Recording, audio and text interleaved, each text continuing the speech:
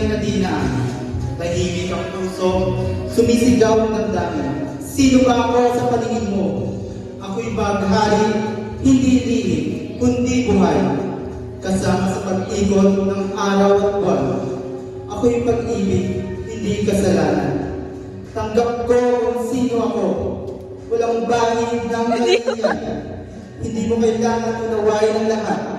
Ngunit sana, matuto kang rumispeto sa salitang karapatan.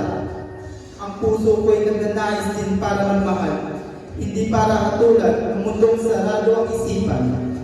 Ako ang kapatid mong hindi mo inaasahan. Ako ang kaibigan mong laging nariyan. Ako ang anak mong patuloy mong tinatanggihan. Ngunit ako'y tao rin na nagnanais ng yakap at tanganan. Kailan ba naging kasalanan ang pagmahal? Kailan pa naging mali ang maging totoo sa sarili? Sa bawat tama ang lipunan, kami itinuring na mali.